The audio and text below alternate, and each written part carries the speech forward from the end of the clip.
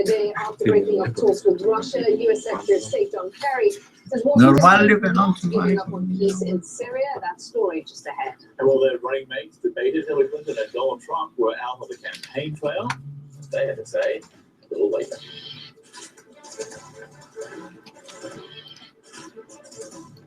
Meet a record-holding astronaut, a stargazer using technology to see into deep space, and a visionary determined to build a community on Mars. Join me, Max Foster, as we take a special journey to the next stages of space travel with those who have spent their lives exploring the cosmos. As you spend more and more time up there, you're going to realize that the whole planet is just like your backyard. CNN Inspirations, Out of This World. Friday on CNN. After an exclusive first match, return to the stage just weeks before the election. Anderson Cooper moderates the second presidential debate. Live coverage Monday on CNN.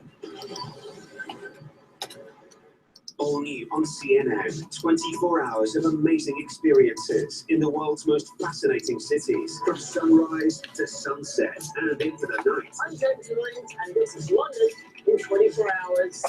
This month, a chance to return the serve of a Wimbledon champ. Then, a lesson in lunch with celebrity chef Jamie Oliver.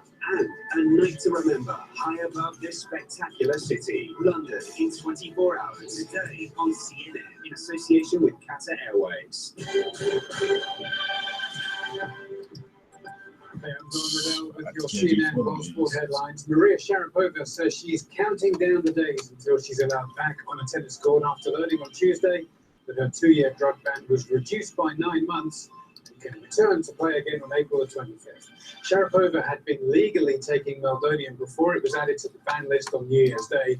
She said she hadn't realised and therefore failed the test at the Australian Open and was banned in June. Court of Arbitration for Sport ruled that she bore some degree of responsibility, but ultimately concluded that she wasn't trying to cheat. FIFA's new president, Gianni Infantino, has proposed that the World Cup should be expanded from 32 teams to a whopping 48. Infantino originally mooted a 40-team tournament when he was running for the top job in world football. He now says that you need as many as 48 to make it work. Any such decision wouldn't be made until January, and if approved, nothing could actually change until the World Cup in 2026. Arnold Palmer was laid to rest in a private family funeral last week, but on Tuesday, some of the sport's biggest names gathered to honour him at a memorial service in Pennsylvania. Ricky Fowler arrived clutching the Ryder Cup. Phil Mickelson, Ernie Els, and Annika Sorenstam were also in attendance. One of his greatest rivals and best friends, Jack Nicklaus, delivered an emotional tribute. That is a quick look at your sports headlines. I'm Don Riddell.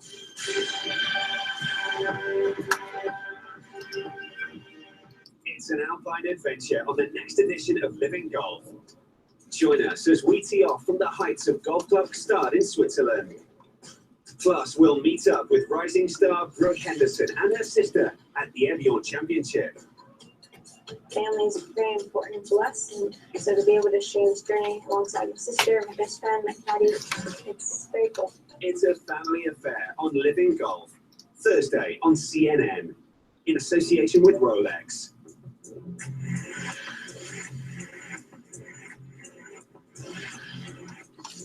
Every the second counts. Silverado, the legendary Formula 1 car.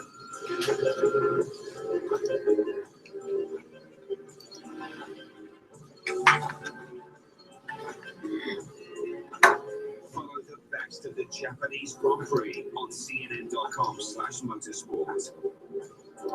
In association with DHL. Activists in Syria say airstrikes have killed at least 20 people in rebel-held eastern Aleppo over the last 24 hours.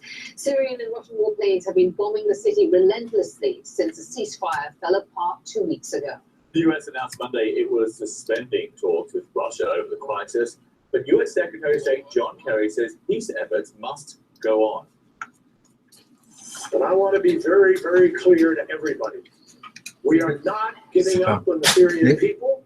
We are not abandoning the pursuit of peace. We are not going to leave the multilateral field. We are going to continue to try to find a way forward in order to end this war. Well, CNN international diplomatic editor Nick Robertson is following this story for us from Turkey. He joins us now live from Istanbul. Nick, good to have you with us. So there appears to be a stepped-up effort on the part of the Russian-backed Syrian military to retake control of eastern Aleppo. If that happens, what does it mean for this conflict?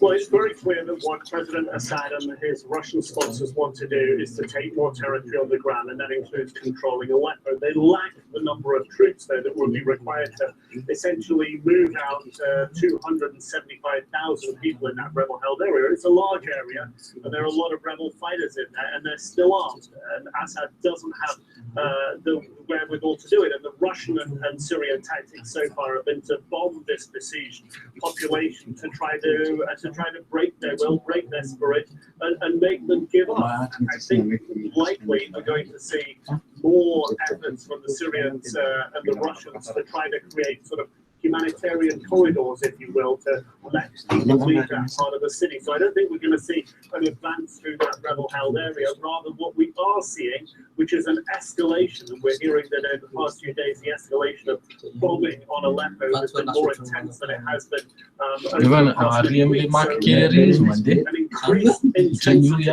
to besiege that they have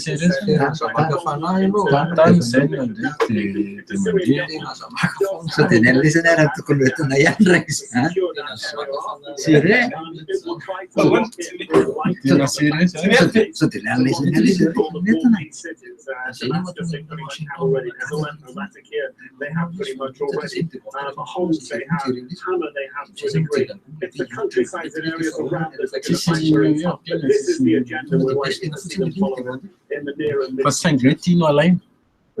John Kerry on Tuesday vowing to continue his push for peace. We just played some of that sound for our viewers. But in the absence of any real leverage over Russia, can the US achieve peace without making some major compromises here?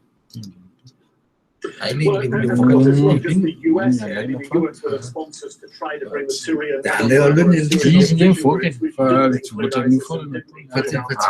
to negotiating table. So Al-Qaeda, their affiliates, and ISIS are still fighting on the ground. They're still going to have a rebel opposition, moderate to not so moderate, fighting on the ground. There are others within the region, Saudi Arabia, others in the region that have been allowing Turkey for another one that have allowed rebel factions. They support along with the United States. There's no indication that any of that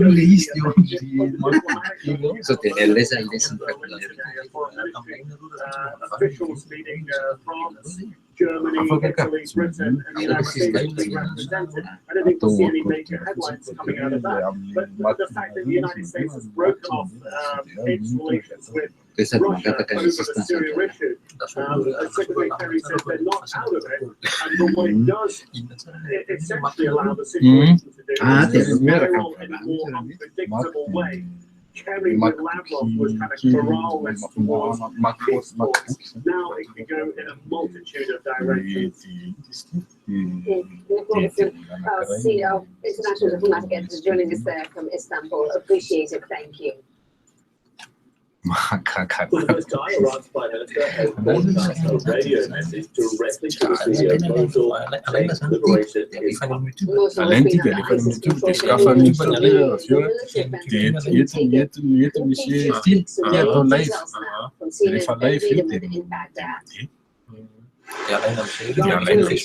Prime Minister Haider al-Abadi announced Tuesday afternoon victory is at hand.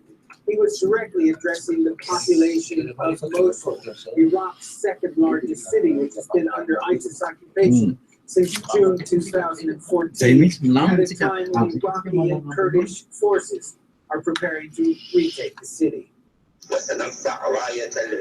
We will raise the Iraqi flag in the center of the city of Mosul, as we have raised it in Kayara, in Shirkat, and before it in Baiji, Tikrit, Ramadi, and Fallujah, and many other towns and villages that have been returned to the people of Iraq. Abadi was addressing the people of Mosul on a new radio station, FM 103.3, which broadcast directly into Mosul. During ISIS's almost 2.5-year reign of terror, it destroyed religious shrines, sold women into slavery, drove minorities out of the city, and generally imposed its dystopian order. We decided, and we are determined to liberate all of the Iraqi land of ISIS. And this decision and victory have been achieved. Today, you are closer than any time in the past to getting rid of ISIS's injustice and tyranny.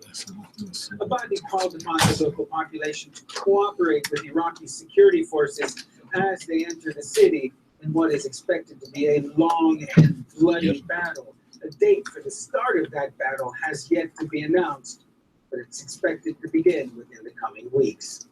Ben Wheelan, CNN, Baghdad. The president of the Philippines says U.S. President Barack Obama can go to hell. Rodrigo Duterte is upset over American criticism of his deadly anti-drug campaign. He says he would cut ties with the U.S. in favor of Russia and China. The U.S. official said Mr. Duterte's tirade contradicts the warm relationship between the two countries. Mr. Duterte did not have a warm message for Washington. Ako nang tumira itong State Department. So, you can go to hell. Mr. Obama, you can go to hell. EU, better choose purgatory. Puno na sa internal. Well, Mr. Duterte's remarks came just as the U.S. and the Philippines started joint military exercises. Well, coming up next for our viewers in Asia, stays on the race with Kate Baldwin. And for everyone else, much more on the vice presidential debate, including a fact check of Mike Pence's claims about Vladimir Putin.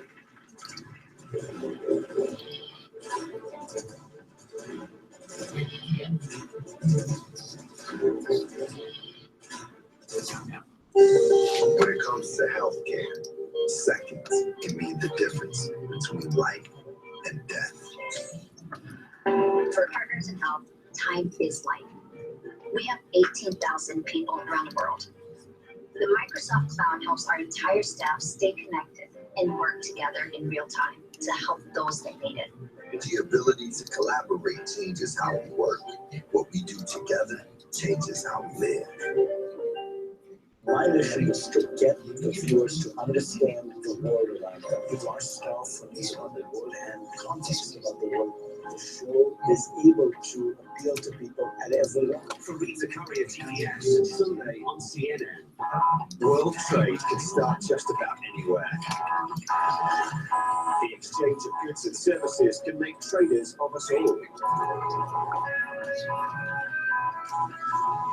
Meet the entrepreneurs working to make it in a foreign market and see the challenges businesses face along the way. Traders in CNN Money View with Nina Dos Santos tonight on CNN in association with DHL. It makes an ordinary day feel epic and opens a window of understanding.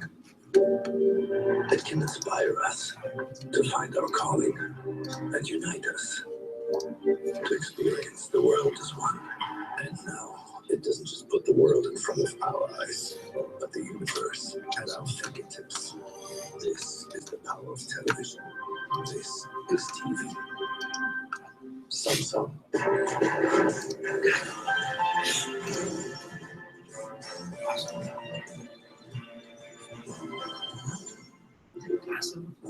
It's authentic, heartwarming, hard-hitting, local entertainment at its best. This month on Maisha Magic East.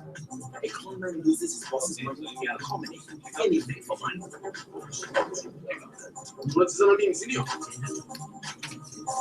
Production goes horribly wrong in the action-packed